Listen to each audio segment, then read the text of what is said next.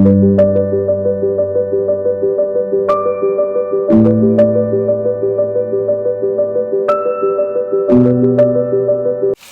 Guys, এখন ঘুরতে বাজে ভোর 4টে আর এখন আমি উঠেছি। এখানে চলছে এই যে পায়েস রান্না। তো আমাদের এইবারই নিয়ম হচ্ছে যে অন্নপ্রাশনের দিন পায়েস করতে হয়। তো আমি ভোরে উঠে এখন এই যে ছেলের জন্য দেখো এখানে পায়েস চাপিয়েছি। আর এইদিকে হচ্ছে ভাজাগুলো, 6 রকমের ভাজা। এটা আর কি ওকে ভাতের সঙ্গে দেব। তো রাঁধুনি দিয়ে করাইনি ভাজাগুলো, আমি নিজেই করছি।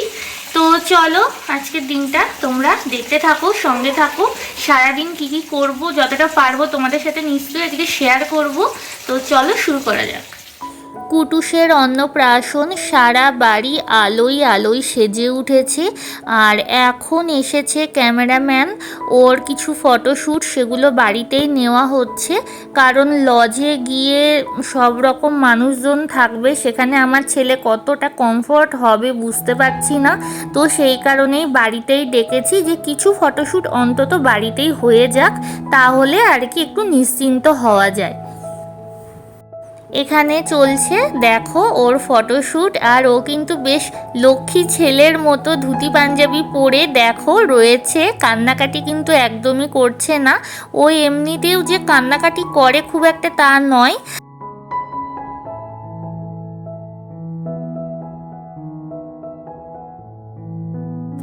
পায়েসটা এখানে আমার রান্না কমপ্লিট। আর এখানে আমি এই বাটিটা নিয়ে নিয়েছি, এর মধ্যে পায়েসটাকে এখনই বেড়ে রাখবো, কারণ এরপরে প্রচুর কাজ আছে। নিজেও রেডি হব, ছেলেকে রেডি করাবো।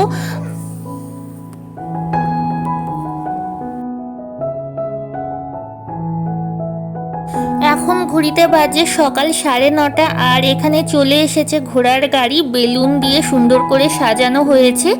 আর আমি আর ছেলে এই মুহূর্তে উঠে পড়েছি। এখন চলছে কিছু ফটোশ্যুট আর এরপরেই আমরা বেরোবো।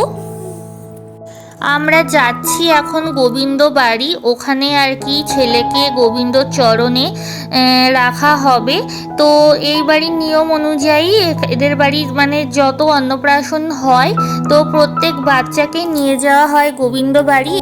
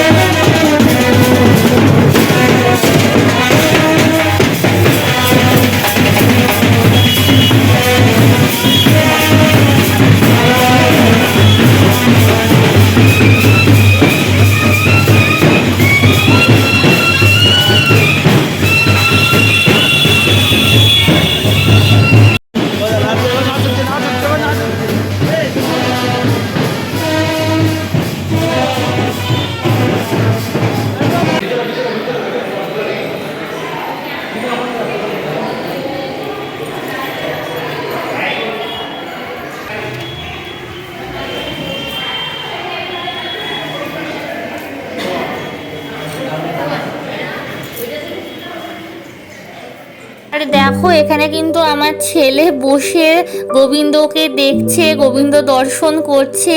ও ওইটুকুনি পুচকুলি হলে কি হবে, ও কিন্তু মানে আমাদের সঙ্গে বেশ কোঅপারেট করেছে। এতক্ষণ ঘোড়ার গাড়ি করে ঘুরেছে, একটা ফোঁটা কিন্তু ও কান্নাকাটি করেনি।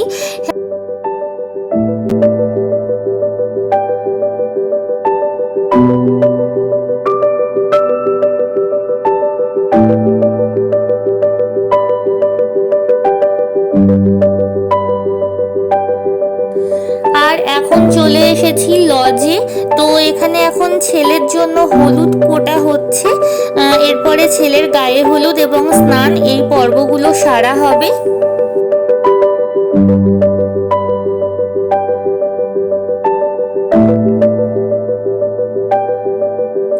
এখানে ছেলেকে নিয়ে পদ্মের মধ্যে বসেছি, ওকে এখন স্নান করানো হবে এবং তারপরে দেয়া হবে ওর মুখে ভাত।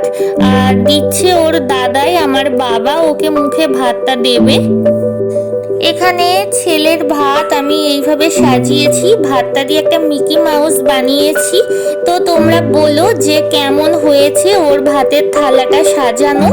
তো যতটুকুনি পেরেছি তোমাদের সাথে শেয়ার করলাম। বুঝতেই পারছো একটা অনুষ্ঠান, তার মধ্যে যতটা আমার দ্বারা সম্ভব হয়েছে সবটা পারলাম না, পারিনি শেয়ার করতে, তো যতটুকু পেরেছি।